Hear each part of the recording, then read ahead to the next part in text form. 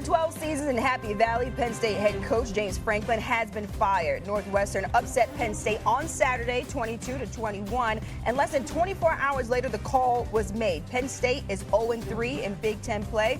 James Franklin was 104-45 at the helm, but 4-21 against teams in the top 10 during his tenure. Franklin is now owed more than $49 million, which is the second largest buyout in college football history, behind only Jimbo Fisher's $76 million from Texas A&M. Paul Feinbaum here with us right now. And Paul, James Franklin, the big quarrel with him was that he wouldn't win or couldn't win those big games. How justified is the firing now versus the end of the season? I think it's the 100% the right decision now, because he had completely lost not only that football team, but the fan base. It's one thing to lose to Oregon in double overtime during a whiteout. It's another thing to be the first coach in maybe ever to lose consecutive games as a 20 or more point favorite. That's never happened. And it means that he lost the football team, but I talked to several people who were in Happy Valley Saturday. He also lost a fan base. The fans had turned on him in such a toxic manner that the school had to take a look in the mirror and go, yeah, $49 million is a lot of bread, but he has to go. But in context, 3 weeks ago, he was number 2 in the country and one of the favorites to win it all.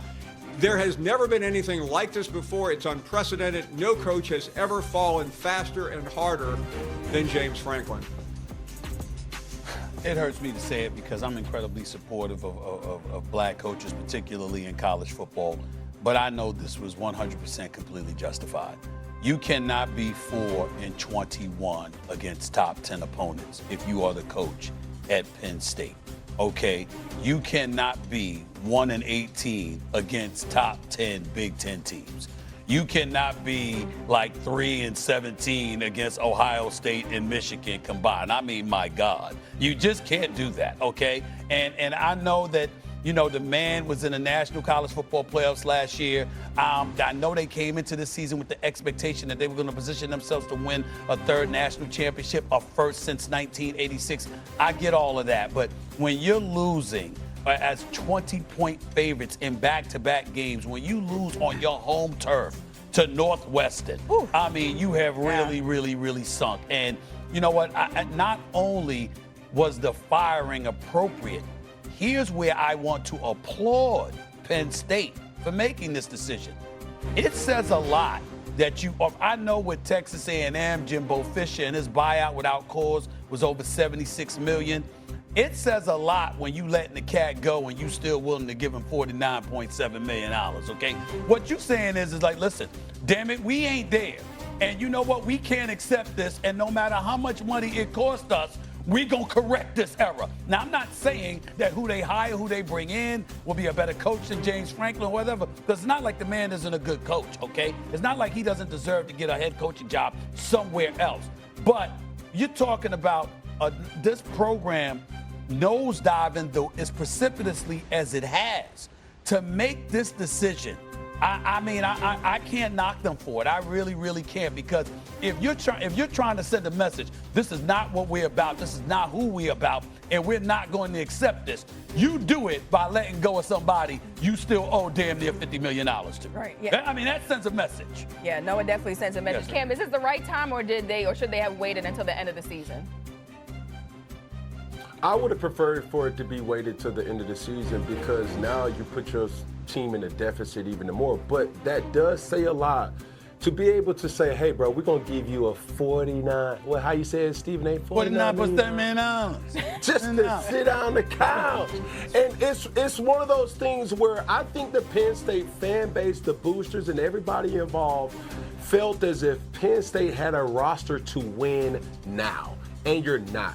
It's not losing to Oregon that got you fired. It's losing to UCLA. It's losing to Northwestern that really got you fired. And what does that say to the next guy? Don't come in here playing, because, listen, we paid a person $49 million to get to stepping, as Martin would tell Gina.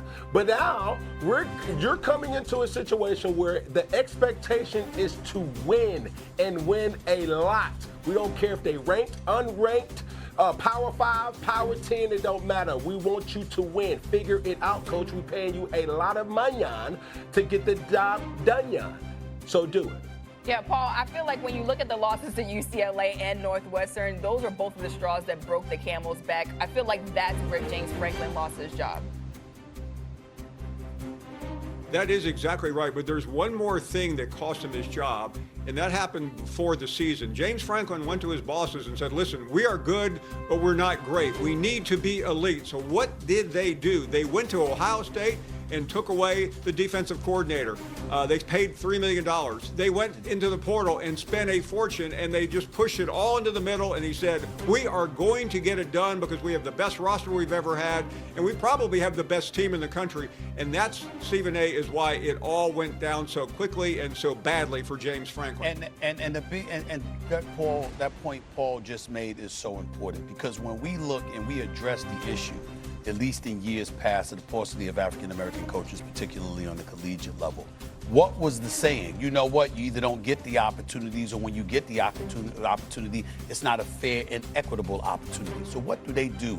This is Penn State here, you know, where Joe Paterno once coached and obviously made them an iconic program before everything fell apart with the whole, Sandusky controversy and stuff like that, right?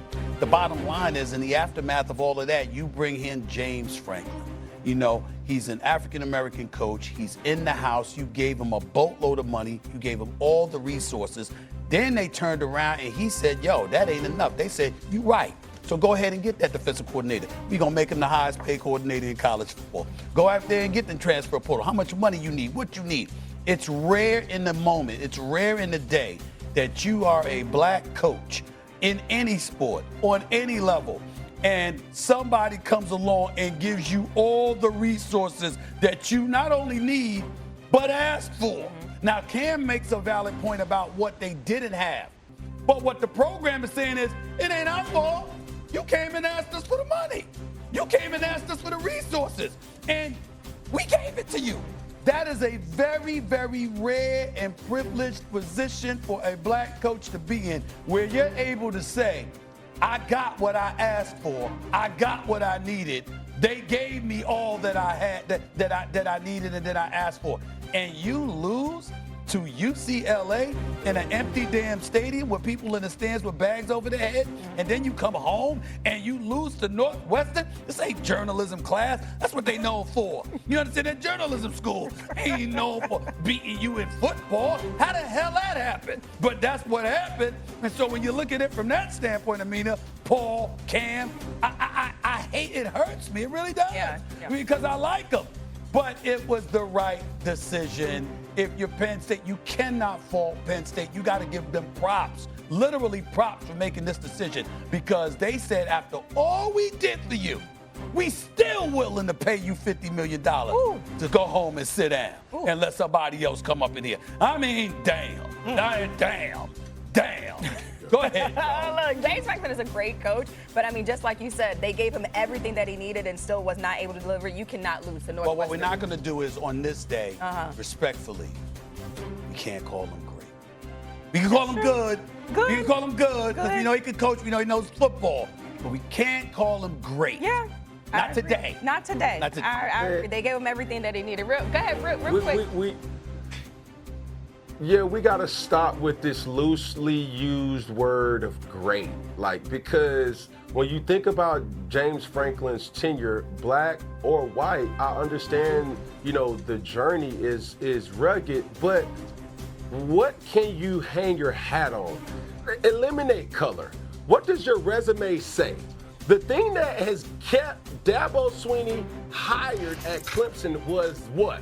He was the most successful coach in Clemson's history because he has national champions.